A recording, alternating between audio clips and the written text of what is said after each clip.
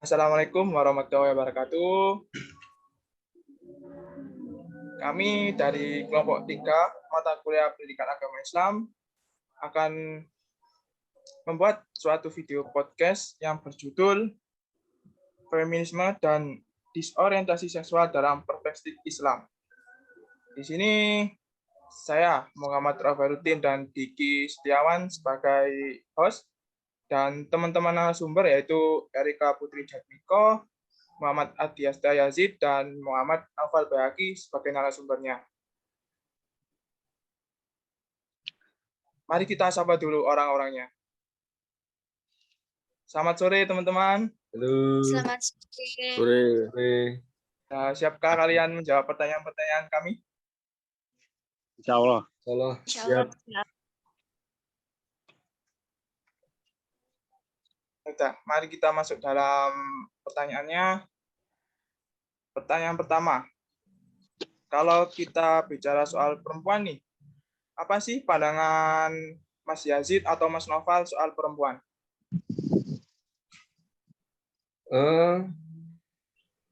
Untuk perempuan ya adalah seorang wanita yang istimewa ya. Apalagi perempuan itu sangat dijaga.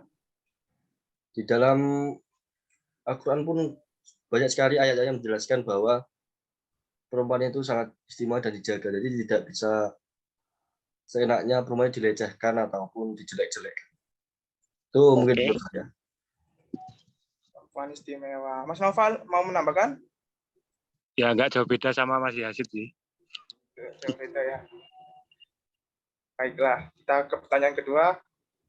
Zaman dahulu ya Mas, sebelum datanya Islam, perempuan bisa dibilang tidak ada tempat nih buat berekspresi bahasanya. Dari zaman Yunani, Romawi, India, Cina, perempuan itu kayak direcehkan gitu Mas. Dianiaya, tidak diperlakukan seperti manusiawi. Nah, pertanyaannya, menurut kalian ini, sebagai generasi sekarang, melihat gimana tentang apa ada perbedaan gitu antara perempuan di zaman sekarang dengan perempuan di zaman dulu gitu? Atau Mbak Erika mau menjawab? Kalau kita lihat sebagai generasi zaman sekarang, yang mungkin kita sebagai umat Islam memang mengetahui kisah perempuan di zaman dahulu ya. Menurut saya itu sangat berbeda. Karena dulu bahkan bayi perempuan pun jika lahir dibunuh. Namun sekarang tidak. Dan sekarang kan juga sudah eranya emansipasi wanita, di mana derajat wanita dan laki-laki itu disamaratakan. Jadi jelas berbeda kalau menurut saya. Jelas berbeda ya. Iya. Mas Yazid, apa mau menambahkan? Ya, kalau dulu wanita itu ya di zaman Yunani, zaman Romawi, di Indochina dan lainnya itu wanita masih kurang dijaga ya, banyak dilecehkan, diejek ya, wanita itu sangat rendah. Tapi sekarang dengan datangnya Islam bahwa wanita itu benar-benar dijaga dengan baik dari segi penampilannya ya, seperti menutup aurat. Jadi kita terhadap wanita itu tidak seenak-enaknya seperti itu. Nah, Gini itulah. sekarang lagi boomingnya gitu ya, namanya kesetaraan gender. Nah, kalau bicara soal kesetaraan gender nih, apa pengertian atau apa yang kalian ketahui tentang apa itu kesetaraan gender? Kalau secara umum kita memahami bahwa kesetaraan gender itu adalah kesamaan hak yang diberikan kepada laki-laki dan perempuan kan.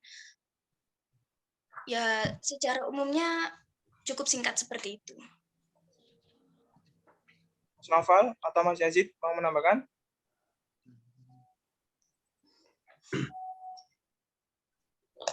Ya, untuk kesetaraan gender ya, bahwa untuk wanita dan laki-laki itu secara hak dan kewajiban itu memiliki kesamaan. Jadi, tapi berbeda terhadap konsep dan tanggung jawab yang itu dari saya.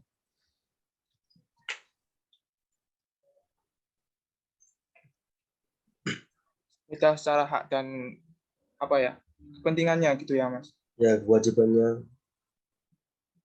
Jadi Nah, kita tidak kalau bisa. Oh ya, lanjut. kalau bicara soal hak dan kewajibannya ya, apa kalian sudah apa ya? Menurut kalian apakah di lingkungan kalian itu atau di lingkungan kita deh FIK nih udah sesuai nggak atau udah ada gitu kesetaraan gender atau masih ada diskriminasi atau apa gitu? Kalau menurut saya bisa dikatakan sudah. Itu karena olahraga kan biasanya identik dengan sesuatu yang kuat. Laki-laki kan kuat. Nah, sedangkan di FIK ini perempuan pun bisa masuk sehingga kita sama-sama dapat menguasai olahraga. Mungkin kalau menurut saya memang setara, tapi mungkin ada perbedaan ukuran saat kita melakukan praktek-praktek. Seperti kita melakukan lompat tinggi, kan pasti laki-laki lebih tinggi melakukan. Tapi menurut saya itu setara sih, karena kan memang kemampuan laki-laki dan perempuan itu berbeda. Menarik nih. Kalau gitu apa sih contohnya gitu yang terjadi dalam FIK misalnya? Kayak Misalnya gimana gitu? Apa kayak silat atau di senam atau di apa gitu? Itu kayak gimana gitu perempuannya? jadi perempuan itu bisa mencoba olahraga seperti laki-laki. Ini tidak memisah-misahkan gitu. Ya, memiliki kesempatan yang sama Sama saja. Jadi, untuk mencoba. tidak hanya laki-laki saja, tapi seorang wanita pun bisa ikut dalam mencoba praktek-praktek seperti olahraga silat, seperti itu, senam. Jadi tidak memandang wanita itu tidak bisa melakukan hal seperti itu. Apa ada solusi Mas? Atau apa yang harus dilakukan gitu biar kesetaraan gender terus dijaga? Jika sudah terjadi kesetaraan gender di lingkungan kalian FIK.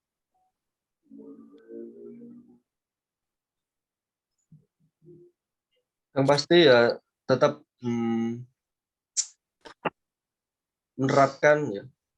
Di seorang wanita itu terus ikut dalam partisipasi olahraga di FIK. Ini tidak hanya seorang laki-laki saja. Seperti ya ada event-event ya melibatkan seorang wanita juga, jadi tidak hanya laki-laki. Yang lebih penting menurut saya tetap menghargai. Karena kita bisa melihat kesetaraan gender ketika posisi perempuan itu dihargai kan. Jadi perempuan itu juga dipandang sama, seperti itu. Di FIK udah perempuan udah dianggap sama ya Mbak Mas. Jadi kan Iya, pasti ada hal yang buruknya gitu, misalnya dapat nggak terwujudnya kesetaraan gender atau apa gitu kan. Nah, menurut kalian kegiatan apa yang dapat membuat terjadinya kesetaraan gender di lingkungan kalian sendiri deh, FIK ini nggak terwujud gitu? Jika tadi kalian bilang kesetaraan gender di FIK udah terwujud.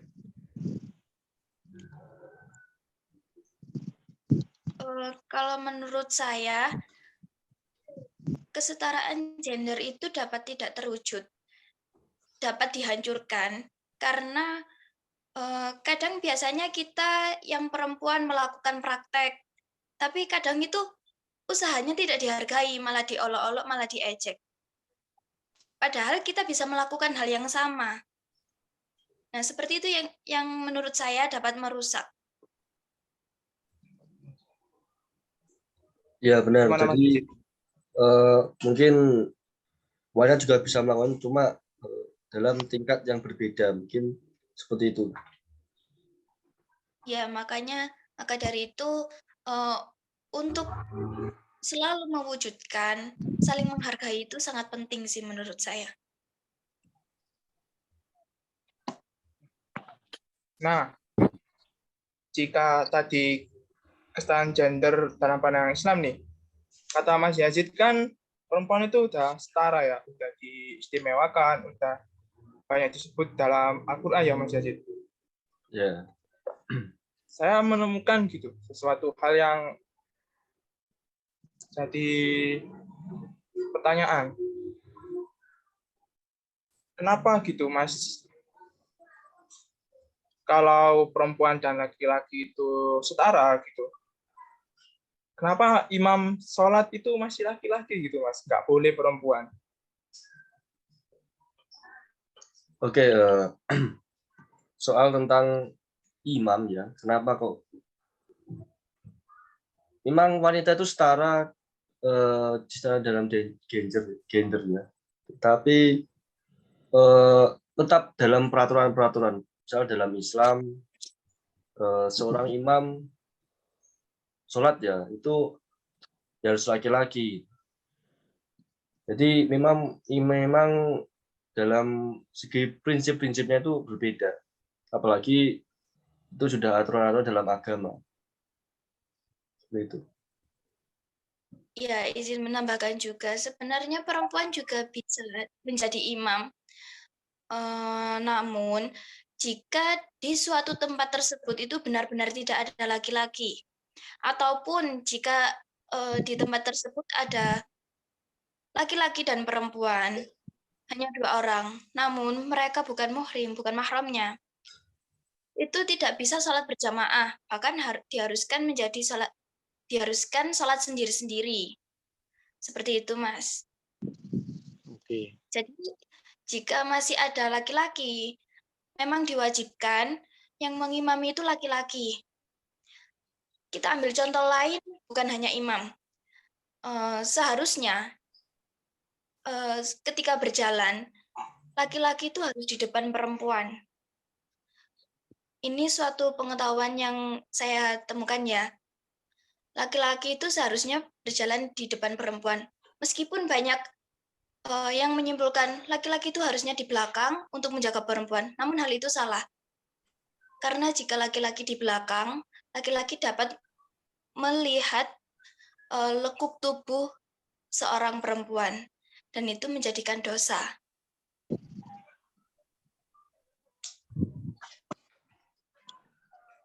Jadi nggak bisa gitu ya Mbak Mas, kalau perempuan itu dijadikan imam dalam sholatnya. Untuk menjadi imam itu dalam keadaan darurat. Jadi, misal dalam sholat itu tidak ada seorang laki-laki, jadi wanita itu bisa menjadi imam. Tapi tidak bisa menjadi imam untuk seorang laki-laki.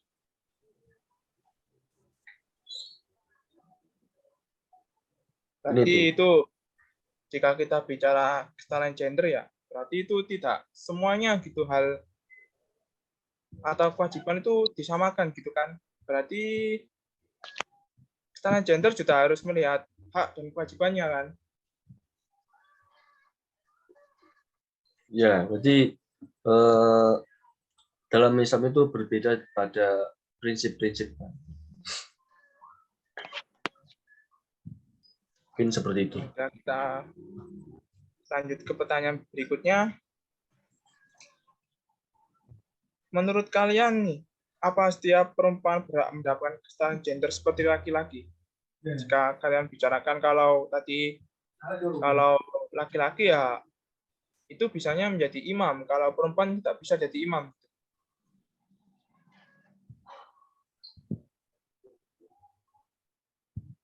Kalau menurut saya jelas berhak. Apalagi dari tadi kita akan membahas tentang kesetaraan gender, di mana kesetaraan antara laki-laki dan perempuan sangat dibutuhkan. Bahkan dalam Islam pun kesetaraan gender itu juga diperlukan. Namun memang ada beberapa prinsip yang membedakan antara laki-laki dan perempuan. Namun perbedaan itu tidak bisa disangkut pautkan dengan kesetaraan gender.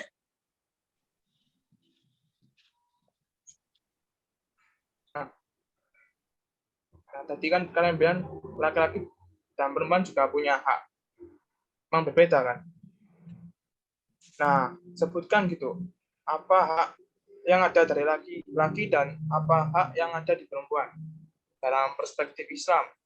Kalau tadi kayak kita bicarakan soal sholat yang menjadi imam itu ya harus laki-laki, nggak boleh perempuan. Nah, sebutkan gitu hak apa aja gitu dari laki-laki itu sendiri, hak dari perempuan itu sendiri gitu. Mungkin laki-laki dan perempuan itu sama ya, seperti sama-sama sebagai hamba Allah. Jadi tidak ada perbedaan status atau derajat dalam posisi manusia sebagai hamba. Itu juga dijelaskan dalam Quran surat Al-Zariyat ya, ayat 56. Di situ jelas bahwa dan aku tidak menciptakan jin dan manusia melainkan supaya mereka mengabdi kepadaku. Jadi dari situ bahwa eksistensi manusia itu baik laki maupun perempuan itu di dunia tujuannya yaitu mengabdi kepada Allah. Dengan demikian perempuan itu memiliki posisi yang setara dengan laki-laki sebagai hamba. Mungkin seperti itulah. Jadi seorang perempuan berbuat takwa maka ia akan mendapatkan balasan kebaikan sebagaimana halnya juga laki-laki dan demikian pula sebaliknya. Gimana Mbak Erika? Menurut Mbak Erika apa gitu? Lebih detailnya lah. Hak-hak perempuan atau hak laki-laki gitu. Kalau dalam kesetaraan gender ya, saya setuju dengan Mas Yazid, laki-laki dan perempuan memang sama-sama hamba Allah. Allah memang tidak memandang laki-laki dan perempuan bahkan untuk beban hukuman di akhirat nanti. Dan juga laki-laki dan perempuan memiliki kesetaraan bahwa dapat meraih prestasi sebagai manusia. Selain itu, dalam masa kini saja ya, perempuan dan laki-laki itu bisa kita ambil contoh. Perempuan dan laki-laki itu sama-sama dapat menghafal Al-Quran kan? Ya. Sama-sama dapat menghafal Al-Quran. Sama-sama berpendidikan.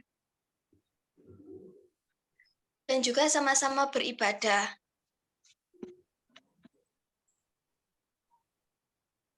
Jadi mungkin antara perempuan dan laki-laki itu memiliki hak yang sama dalam mencari ilmu, ya menuntut ilmu, dalam beribadah, tetapi tetap melihat prinsip-prinsipnya. Jadi tidak semata-mata laki-laki dan perempuan itu bisa masuk dalam apa yang akan dikerjakan nanti. Ya, mungkin juga laki-laki dan perempuan memang memiliki perbedaan. Seperti dalam hal aurat, perempuan memiliki batas aurat itu seluruh tubuh. Sedangkan laki-laki mulai dari pusar hingga lutut. Seperti itu perbedaan perempuan dan laki-laki. Ada juga banyak hal perbedaan dalam Islam yang sudah ditetapkan bahwa perbedaan tersebut bukan untuk saling merendahkan, namun digunakan untuk saling melengkapi hingga kesetaraan gender terjadi. Makin menarik nih pembahasan kita. Nah, jika kita bicara kesetaraan gender tadi ya, Mas, ada satu hal yang jadi apa ya, booming gitu bahasanya, yaitu soal feminisme. Nah, kita masuk ke feminisme ya. Jika kata Mas Yazid, kesetaraan gender adalah hak dan apa tadi ya, hak dan keistimewaan dimiliki oleh perempuan untuk sama dengan laki-laki ya. Maka apa yang kalian ketahui gitu dari feminisme? Pak ya, Mas Yazid dulu atau Mbak Erika dulu gitu? Feminisme.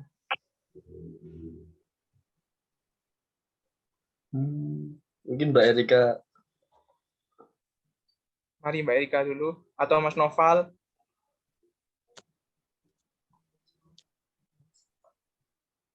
Ingin menambahkan Mas Noval?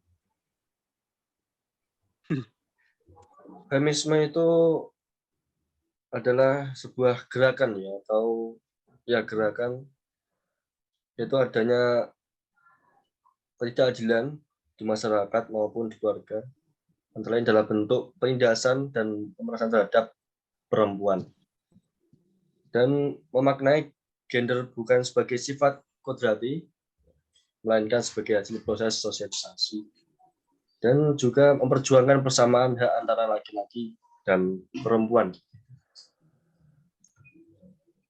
Tentunya gerakan feminisme ini muncul karena dalam suatu lingkup itu menyadari bahwa adanya ketidakadilan gender di masyarakat maupun di keluarga, memaknai gender bukan sebagai sifat kodrati, melainkan sebagai hasil proses sosialisasi dan memperjuangkan persamaan hak antara laki-laki dan perempuan. Jadi tujuannya, tadi feminisme itu dikatakan untuk menyamakan jadi kesetaraan gender antara laki-laki dan perempuan. Jadi perempuan itu tidak bisa ditindas seperti ini. Jadi bisa dibilang gitu ya, kalau kesetaraan gender dan feminisme itu hampir-hampir mirip, tapi ada perbedaan yang mencolok gitu. Kalau kesetaraan gender itu mungkin pandangan gitu seseorang, sedangkan feminisme itu wujud kesetaraan gender gitu ya kan, Mas Yazid atau Mbak Erika? Ya, Ya, seperti itu.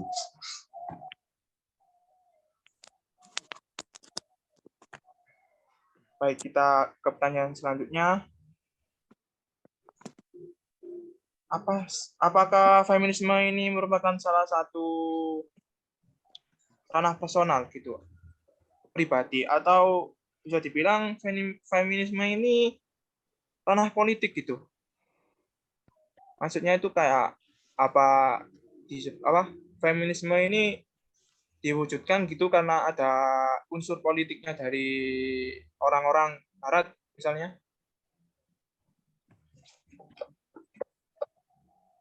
Sebenarnya gerakan feminisme itu ya muncul dari Barat, di Barat.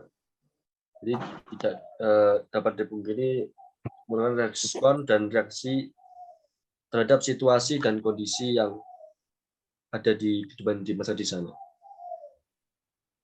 Jadi sejak zaman dulu sampai awal abad modern, perempuan disamakan dengan budak dan anak-anak. Jadi feminisme itu adalah berawal dari reaksi terhadap situasi kondisi yang berada di masyarakat, terutama di masyarakat Barat seperti itu.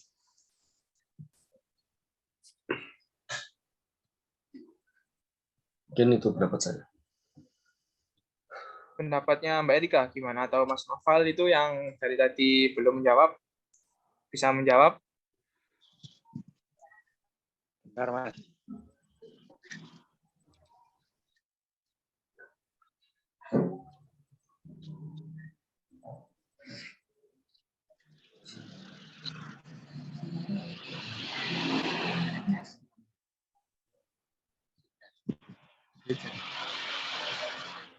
Kalau bisa saya simpulkan, kalau feminisme ini ya masuk ranah personal gitu, bukan ranah politik, karena menurut kata Mas Yasi tadi, feminisme ini berkembang di Barat itu atas munculnya ketidaksetaraan atau ketidaktepatan gitu terhadap perempuan yang dinistakan atau dilecehkan gitu ya kan Mas, Mbak? Ya, betul seperti itu. Baik, kita pertanyaan selanjutnya. Apa sih jika tadi kita katakan kalau feminisme itu wujud dari ketidakpuasan orang atas ya perbedaan gender gitu, kayak perempuan dilecehkan, ya tidak sesuai gitu sama perempuan, apa sih yang diperjuangkan oleh kaum feminisme sendiri? Gereja tahu.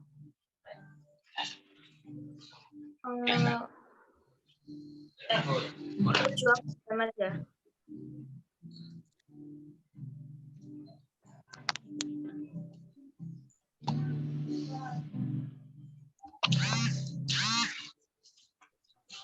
Jelas kalau yang diperjuangkan oleh kaum feminisme adalah kejayaan seorang perempuan.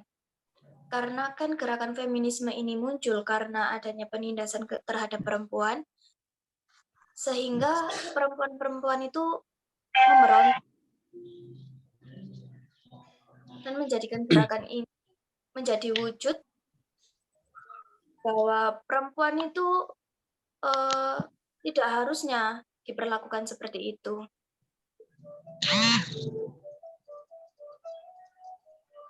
Gimana Yazid, mau menambahkan? Ya, jadi feminisme itu gerakan untuk menyuarakan bahwa perempuan dan laki-laki itu sama. Jadi tidak ada penindasan terhadap perempuan. Perempuan itu tidak hanya sebagai tempat pelecehan, tidak hanya sebagai tempat untuk menjadi istilahnya pembantu, tapi perempuan itu memiliki kesetaraan. Jadi feminisme itu untuk menyuarakan bahwa wanita itu memiliki kesamaan memiliki kesamaan dengan seorang laki-laki. Baik, itu tadi ya. Nah, jika dalam hal ini feminisme itu memperjuangkan hak perempuan ya, bisa dibilang gitu. Apa jika hak perempuan udah diperjuangkan gitu, Mas? Apa feminisme sendiri dapat melemahkan laki-laki dalam hal kesetaraan? Seperti jika bisa dibilang apa ya, kesetaraan gender itu menyamakan perempuan dan laki-laki. Misal dalam pekerjaan gitu. Itu apa bisa melemahkan laki-laki jika kesetaraan gender itu terjadi gitu, Mas? Mbak. Atau hal itu dapat membuat satu kerjasama yang baik gitu antara perempuan dan laki-laki dalam suatu pekerjaannya. Nah, hal ini yang sangat sering saya dengar, mungkin masih abu-abu untuk kita ya, sebagai kita yang belum masuk ke dunia pekerjaan. Nah, banyak yang mengatakan, kan sekarang banyak yang menjadi pemimpin itu adalah perempuan. Dan banyak yang mengatakan, kenapa harus perempuan? Seharusnya laki-laki. Karena laki-laki dapat melindungi dan lain sebagainya. Jika kita melihat dari kesetaraan gender, memang apa salahnya bahwa perempuan juga memiliki kedudukan yang sama dengan laki-laki dalam hal pekerjaan. Namun memang sebagai pemimpin itu seharusnya laki-laki. Nah, itu merupakan hal yang abu-abu yang belum yang mungkin saya belum bisa menemukan kesimpulannya juga. Gimana Mas Yazid? Ada tambahan gitu, Mas? Apa yang dikatakan Mbak Erika tadi? Oke, menurut saya ya, ya mungkin feminisme itu bertujuan untuk menyamakan terhadap perempuan dan laki-laki, tetapi tidak harus bermakna bersamaan, bahkan harus berbeda jika kondisi dan fungsi objeknya yang berbeda. Jadi tidak semua antara perempuan dan laki-laki itu bisa disamakan. Jadi tergantung kondisi dan objek. Tergantung kondisi dan objektivitasnya ya, Mas. Betul. Nah, jika tadi Mas bilang kalau feminisme itu sebuah respon atau reaksi dari situasi orang atas keadaan yang menimpa perempuan ya, karena penindasan, pemerasan, atau dipandang buruk. Nah, pertanyaannya ini, apa kalian masih melihat gitu kalau di kehidupan sehari-hari perempuan itu masih ditindas atau perempuan masih dilecehkan gitu. Atau Kalau udah ada kesadaran yang baik gitu di lingkungan kalian sendiri. kalau membahas pelecehan sangat banyak ya, mungkin sangat banyak kita temui. Bahkan menurut catatan, perempuan yang paling banyak dilecehkan adalah perempuan yang berhijab. Ya. Kenapa itu, Mbak? Kenapa yang perempuan berhijab lebih terkena pelecehan gitu? Nah, itu mungkin alasan yang tidak bisa kita temukan. Kita banyak disalahkan saat kita mendapatkan pelecehan seksual, mungkin karena baju kamu yang terlalu terbuka, mungkin karena sikap kamu. Namun, jika kita membahas masalah pakaian, kita yang sudah berhijab, yang sudah memakai syar'i, mengapa kita masih bisa dilecehkan? Bahkan bentuk pelecehan itu banyak. Terkadang itu seorang laki-laki itu semakin penasaran. Namun, jika memang laki-laki itu tidak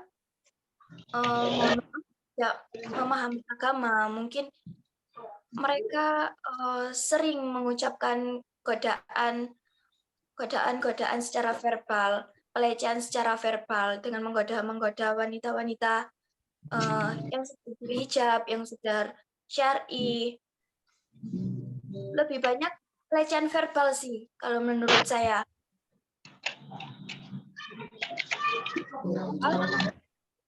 Wanita itu sudah syar'i dan sudah berhijab.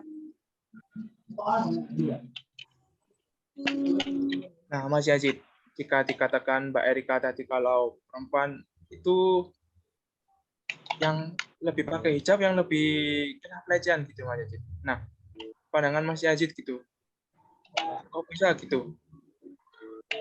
Perempuan yang mencoba menutupi dirinya itu lebih rawan terkena pelecehan gitu. Apa pendapat Mas Yazid soal laki-lakinya? Apa ini sudah termasuk kekurangan apa ya? Kurang dalam segi agama atau apa gitu Mas Yazid? Oh, menurut saya ya pentingnya kita ya, seorang laki-laki dan mungkin juga dalam ilmu agama. Jadi yang pasti itu adalah kurangnya dalam pemahaman beragama ya. Jadi kita itu seenaknya atau terlalu mudah untuk melecehkan pada seorang perempuan. Jadi terkadang seorang laki-laki itu penasaran. Akibat dari penasaran itu menjadi pelecehan yang diberikan dari laki-laki untuk perempuan. Ini itulah. Baik, pertanyaan dan yang dijawab dengan baik semua ya dari narasumber kita. Nah, pertanyaan selanjutnya akan dipandu oleh host yang satunya lagi ya Mbak Mas, yaitu teman saya, yaitu Diki. Silakan teman saya Diki.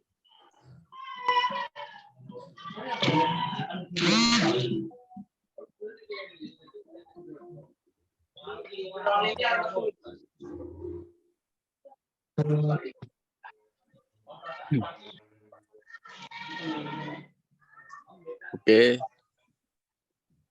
Selanjutnya, dalam Islam feminisme, ide dasar feminisme untuk memperjuangkan kesetaraan dan kedudukan antara hak dan kewajiban laki-laki dan perempuan.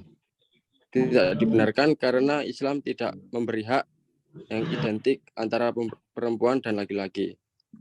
Menurut kalian, apa yang dipandangkan kalian tentang soal laki-laki yang menyerupai perempuan? Mas Yazid atau Erika, Mas Nopal. Menurut saya, pandangan saya tentang laki-laki yang menyerupai perempuan itu salah. Sangat salah karena itu melanggar kodratnya. Karena Mas Allah Nopal, akan menciptakan kita sebagai laki-laki dan perempuan dan memberikan hak dan kewajiban yang seharusnya. Laki-laki menyerupai perempuan itu sangat melanggar kodratnya, bahkan sangat disalahkan, sangat salah besar dalam agama. Dalam hadis pun juga dinyatakan bahwa Rasulullah SAW melaknat laki-laki yang menyerupai wanita dan wanita yang menyerupai seorang laki-laki. Jadi pada dasarnya seorang laki-laki itu kodratnya ya laki-laki, sifatnya seperti laki-laki. Perempuan pun sama juga, kodratnya itu seorang perempuan. Jadi seorang laki-laki tidak bisa menyerupai seorang perempuan, bahkan sebaliknya seorang perempuan menyerupai laki-laki. Meskipun terdapat sifat ya dari lahir bahwa seorang laki-laki punya sifat seperti perempuan, tapi itu bisa dicegah, bisa dicegah dengan sejak kecil bahwa diajari, dituntun seperti berpakaian seperti laki-laki, diberi ilmu ya seperti halnya laki-laki. Begitu sebaliknya, jika pun ada seorang perempuan yang istilahnya tomboy, itu bisa diajarkan sejak kecil itu berpakaian seperti perempuan, diajarkan seperti perempuan. Mungkin seperti itu. Ya, saya sangat setuju dengan dengan pendapat Mas Yazid. Jika memang suatu sifat itu memang muncul dari lahir, memang feminimnya lebih dominan atau dalam diri perempuan laki-lakinya lebih dominan, itu bisa dirubah, terutama dari pihak keluarga dan juga lingkungan masa kecilnya. Jika lingkungan dan keluarganya membiarkannya dengan kebiasaan yang salah tersebut, mereka akan tumbuh dengan kepribadian yang salah, seperti laki-laki menyerupai perempuan dan perempuan menyerupai laki-laki. Nah, jika keluarga dapat mengarahkan ke hal yang lebih baik, ke hal yang sebenarnya, yang seharusnya, maka dia akan tumbuh dengan harusnya sesuai dengan gendernya, seperti itu. Jadi ya ketika kita memiliki saudara atau apapun itu, ketika memiliki sifat seperti itu, kita harus mengarahkan, berikan tujuan, jadi tidak boleh sampai menyerupai lawan jenis seperti itu.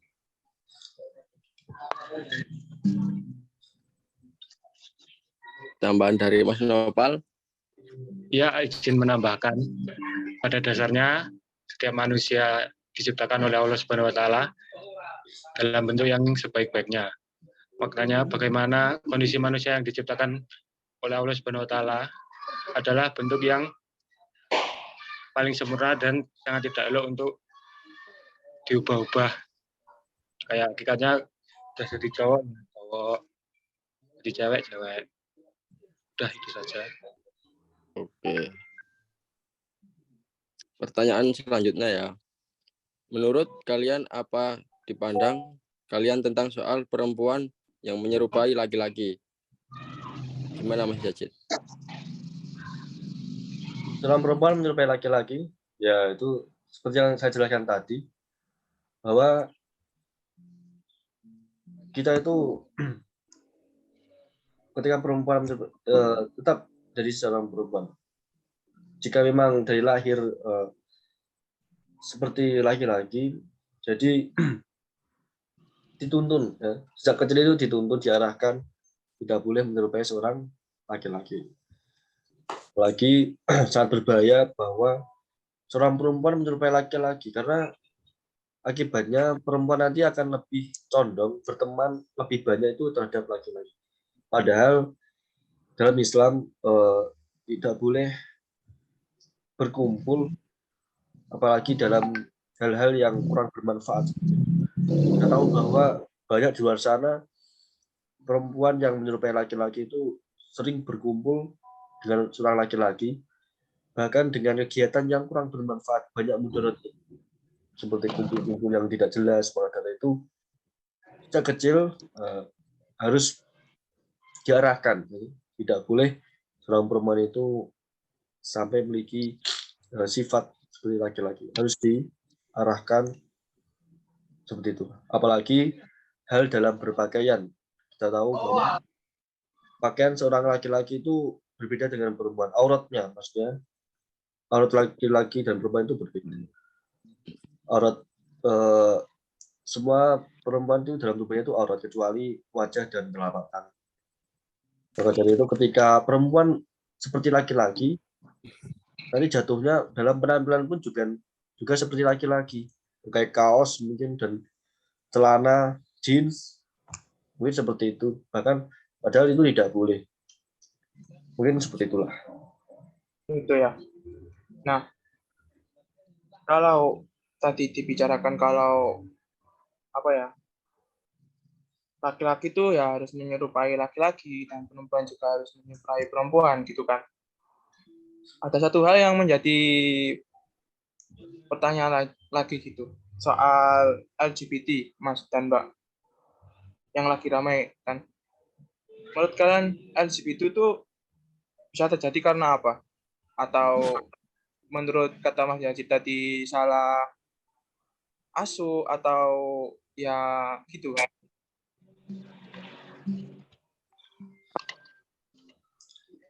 Untuk LGBT ya, itu berawal dari perasaan, karena sekarang juga banyak LGBT itu disuarakan bahwa semua boleh bercinta ya, laki-laki dengan laki-laki, perempuan dan perempuan, padahal itu tidak boleh.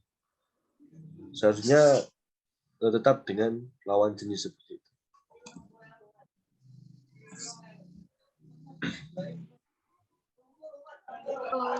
Tentunya LGBT itu mungkin bisa kita pandang sebagai hal yang sangat tidak harus dilakukan ya, karena itu menurut saya hal yang sangat salah. LGBT ini terjadi karena kebiasaan perasaan seumpama laki-laki melampiaskan nafsu seksualnya itu kepada sesama laki-laki. Maka dari itu berdasarkan Al-Quran dan hadis, disebutkan dalam hadis Nabi Muhammad SAW yang diriwayatkan oleh Muslim dari Abi Sa'id, janganlah pria melihat aurat pria lain dan janganlah wanita melihat aurat wanita lain, dan janganlah bersentuhan pria dengan pria lain di bawah sehelai selimut atau kain, dan janganlah pula wanita bersentuhan dengan wanita lain di bawah sehelai selimut atau kain. Memang kita meskipun sesama Muslim, namun dengan teman pun kita tidak boleh saling memperlihatkan aurat kita, bahkan ada batasan-batasannya seperti itu. Mungkin karena tidak memiliki rasa malu dan saling memperlihatkan auratnya, mungkin itu yang bisa membangkitkan sebuah nafsu seperti itu kan. Baik, itu tadi adalah pertanyaan terakhir dari podcast pada sore hari ini. Cukup menarik dan dijawab dengan baik oleh narasumber-narasumber kita. Nah, cukup sekian podcast dari kami yang berjudul Feminisme dan Disorientasi Seksual dalam Perspektif Islam. Jika ada salah dan kurangnya, mohon maaf sebesar-besarnya. Saya Muhammad Rafiuddin.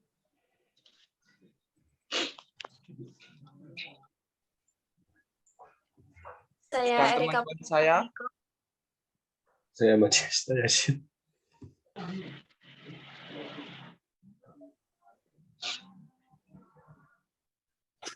Ya, terima kasih ya. Terima kasih.